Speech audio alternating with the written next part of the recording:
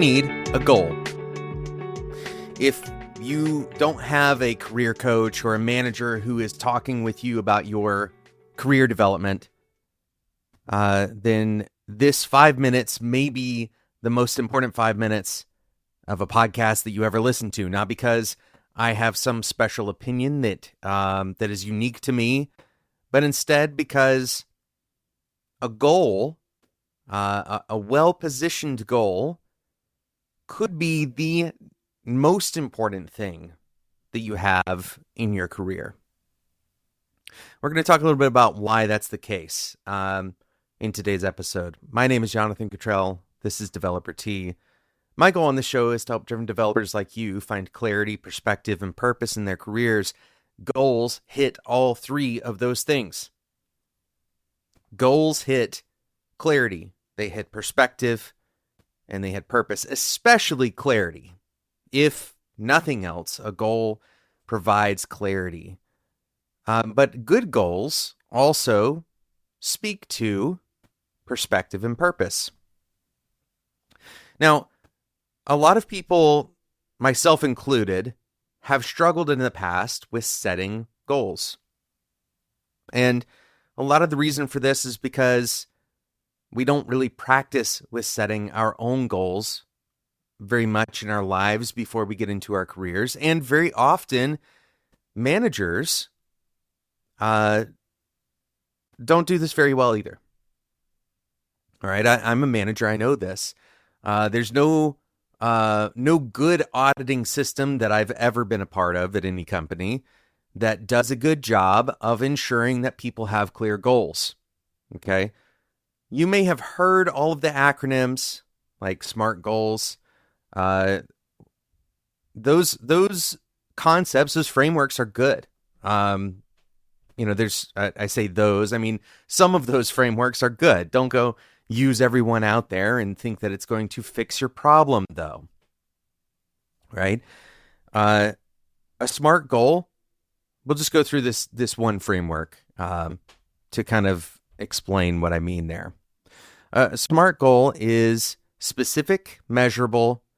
I think it's attainable. It is relevant, and it's time bound. Right? That's what the SMART, S-M-A-R-T, stands for in SMART goal. And certainly those things are good checks.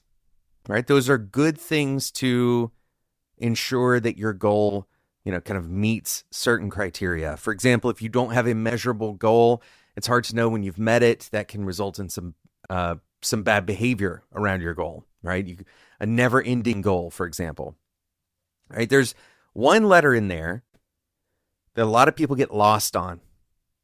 Relevant. The R in SMART. How do I know if my goal is relevant? How do I know if it's the right goal? How do I even determine a goal in the first place? That's kind of the core of that, right? If it's specific and measurable and actionable and time-bound, none of that matters if it's irrelevant. The most important thing that you can have in your goal is relevance, right? So that's why I say those frameworks, there's certainly nothing wrong with them, but I want to focus in on this one specific factor, which is, how do I decide what goal to set in the first place? I want to demystify or kind of take the magic out of goals. It feels like this big idea, this big thing, that we're going to set 5-year goals or that we're going to, decide our future. In some ways, we're kind of programmed. If you went to college and you had a degree, then choosing your major, right? I've kind of felt similar to this. We imagine that choosing our major would somehow solidify our direction in life, and that we're kind of choosing our path forever. Most people probably know that that's not the case. In most cases, your major did not decide the rest of your life and your career and every other step after that. Of course, it can impact it, right?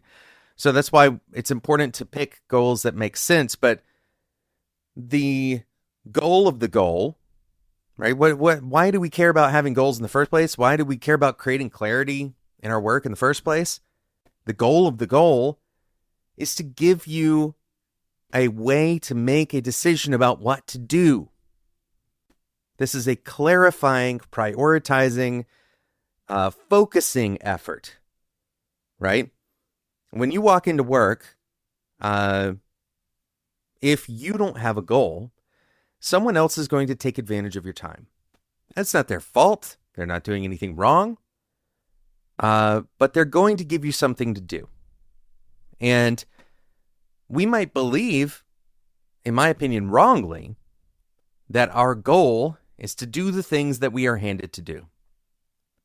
As a software engineer, this is kind of a backwards way of thinking, right? That your goal is just to do the work that's handed to you, to finish the work that's assigned to you.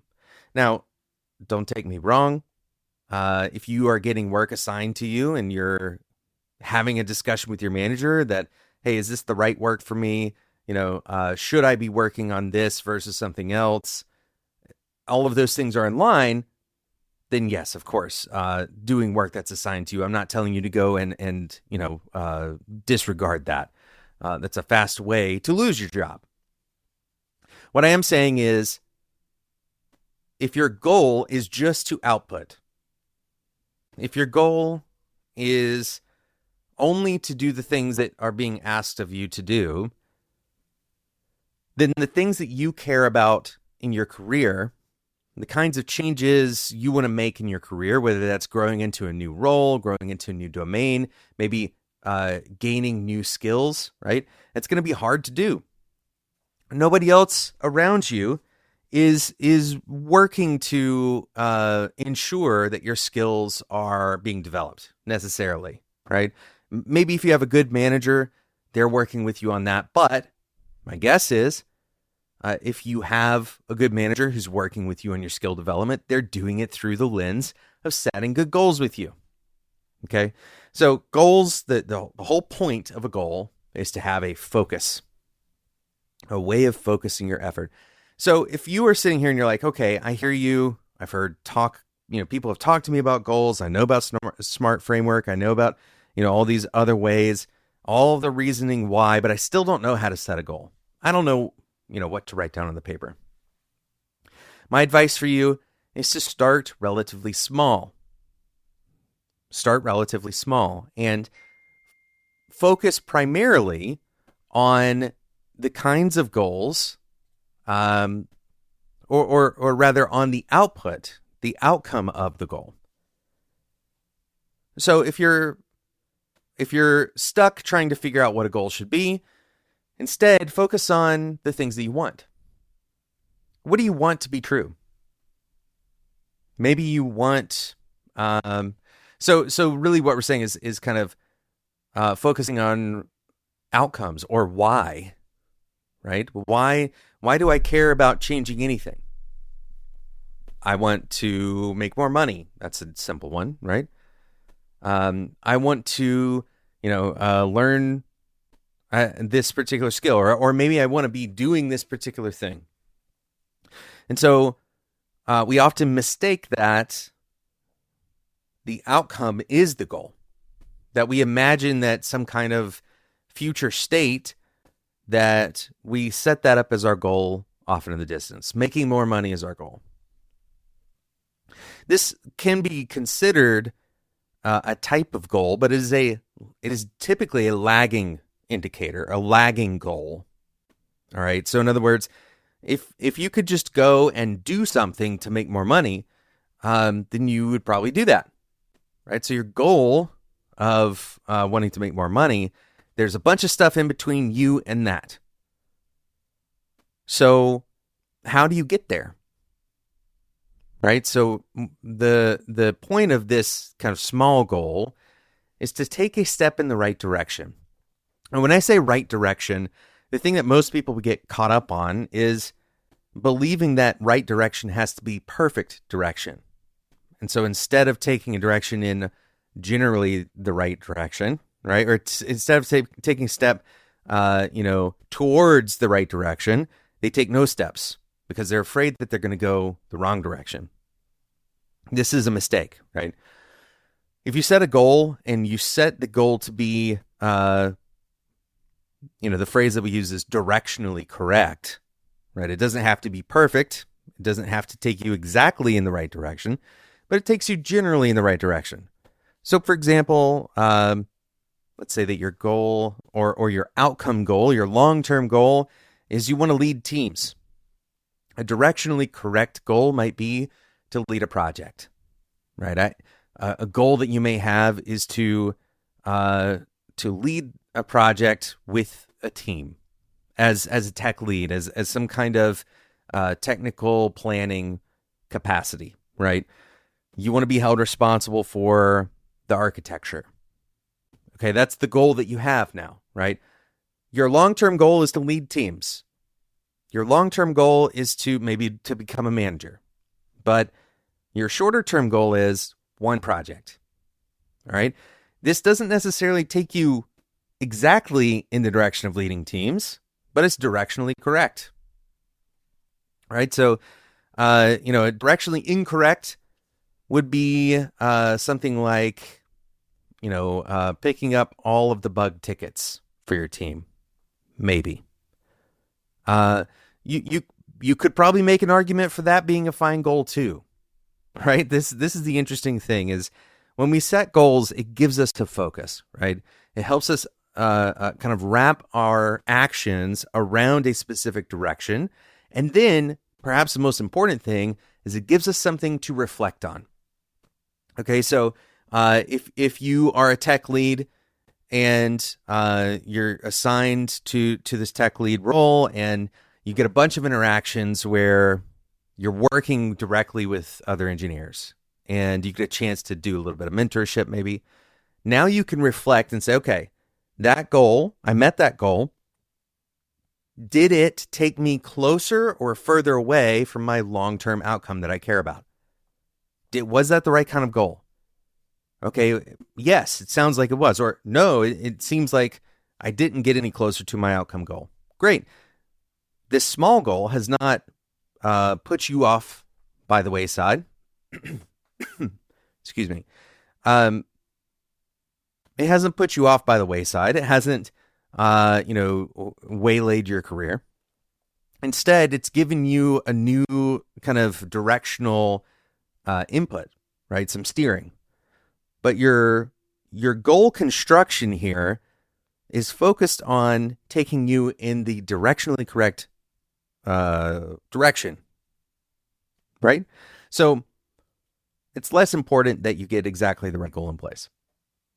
Now, maybe you're still sitting here, you're like, okay, yes, I hear you, but I still am not sure what my goal should be. Here's a very simple heuristic for you.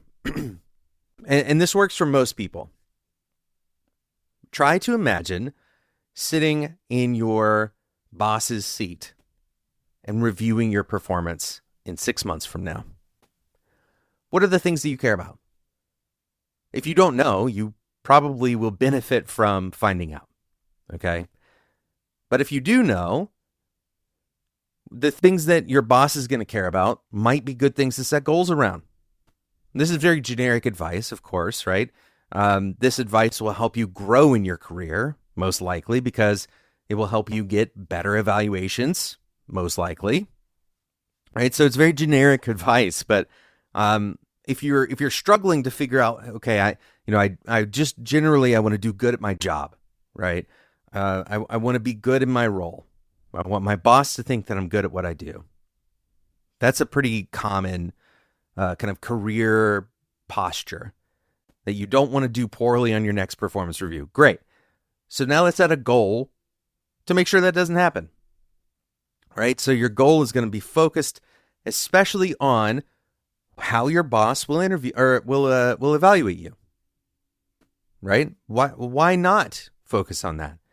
If your boss is going to evaluate you on, let's say, your total throughput, and he or she is determining your total throughput by looking at the number of times that you ship to production.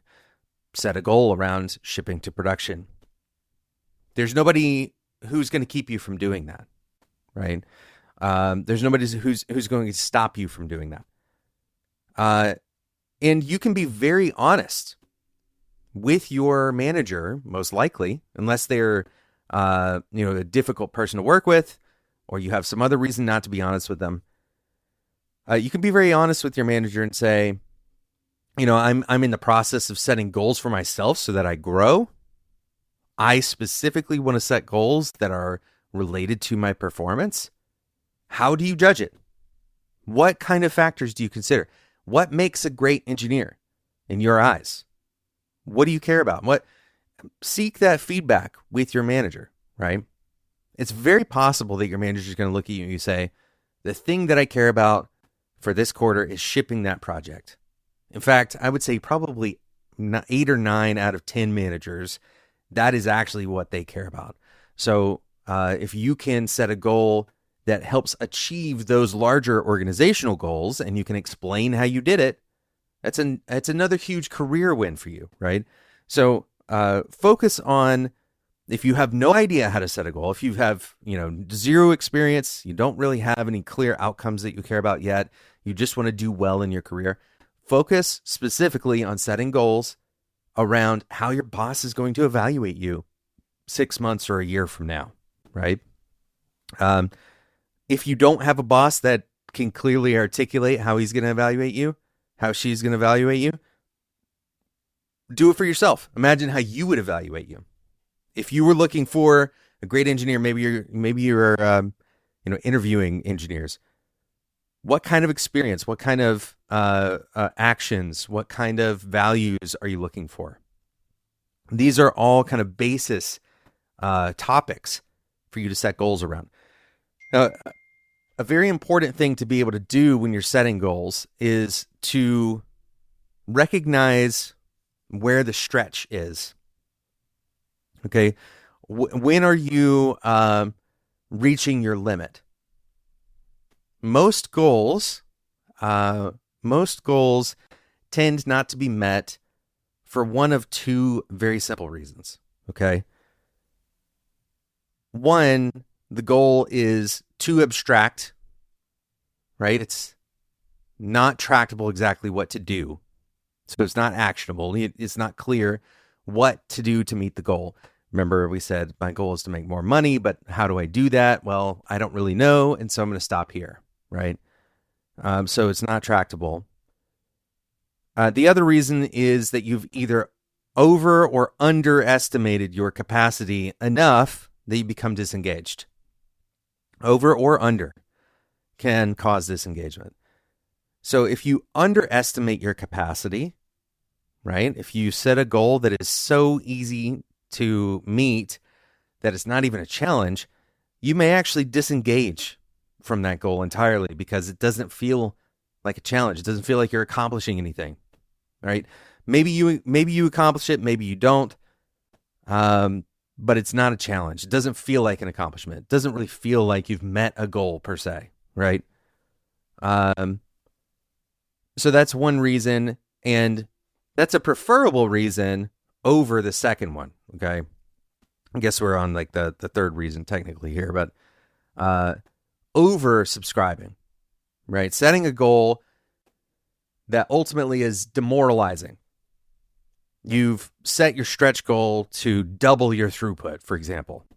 The likelihood that you're going to double the output that you have as an engineer is extremely low. It's extremely low. So meeting that goal is unlikely. And when you actually start trying to do that, you're likely to recognize that you set an unrealistic goal for yourself, and then you disengage, because no matter how much effort you put forward, you're going to get limited by what is even possible, right? So you'll hit that limit, and then you become demoralized, and then you quit the goal, right? You quit actually trying. It's much more effective to have a goal where you have, let's say, a 60% chance of success, something along those lines, right? I'm not really sure what the exact number would be. There are actually studies about this, so you can go find out what the number is. If you do find out, come let me know, okay? But some percent chance, some confidence chance that you're going to succeed that is not 100, that is not even 90, but it's also not 0 or 10, right? You want something that is challenging, that you have a real chance of failure, right? But you also have a real shot at success. It's going to take hard work. It's going to take focus. It's going to take saying no to things. Remember, this is the whole point of having the goal in the first place, is so you have a framework to help you focus, to help you say no to something. Okay? So setting your goal, you should need to say no to something. You should need to focus to be able to achieve it. You shouldn't have to, sacrifice every night and every weekend to achieve your goal. You probably shouldn't have to, perform some kind of crazy out of bounds thing that you wouldn't want to do on a regular basis. That's not a sustainable way to set a goal. Okay. Your goals should be set in a way that requires you to focus, but is sustainable. You're not burning out trying to meet your own goals. If you do that, you will end up quitting at some point or another. Maybe not on this goal, but on the next one. Right? It's not sustainable. So set your goals to be challenging, but not debilitating. That middle ground is critical. Okay. And ensuring that they have tractability. Once again, looking at the reason. You're looking at what is the thing that you're trying to accomplish here. And if you have nothing else to go on, the most basic heuristic is to think about how you're evaluated. Think about, what does success look like? How do I achieve success? And what is the gap between me and success? If you don't know how to achieve success, this is where you really track down hound your manager, hound whoever determines your successful path, whoever is, the arbiter of whether you get a promotion, whether you get a raise, whoever is responsible for that kind of, gating on your career. Go and talk to them. Ask them, what is it that you see that needs to change in order for you to put me up for that? In order for you to, suggest a raise for me? What is a home run? What looks like a huge success? Most of the time, managers would like to talk about that, but they can't find the perfect time to do it. Sometimes the day-to-day gets in the way of talking about the bigger picture. You start the conversation, right? If you own that conversation, if you say, you know what, I want to spend our next one-on-one talking about career growth and about setting goals, your manager will not only will very likely appreciate that, right? They'll will very likely appreciate it, especially if you frame it through the lens of, this needs to be a win for you, the manager, right? Not just, hey, tell me all of the ways that I can succeed, right? That's not what they're looking to do. That feels more like a challenge. Bring this as an opportunity. Hey, direct me. Tell me where to go. Tell me how I can make a huge impact, right? That's what they're managers really do want that. If you come with that conversation, you're going to have a list of goals just handed to you. You may have to go and refine them, make them fit into the SMART framework or whatever, but you'll have a huge list that you can go and act on right away. Take that list, evaluate it, see if it's taking you where you want to go in your career, right? Maybe there's a bigger thing to think about here, but directionally correct is all you're really looking for. This is not about setting your, life purpose. We said this is going to help you with your purpose. It will. But this is about making a bunch of small bets, a bunch of milestone goals on your way to your larger goal. You can make mistakes with these goals.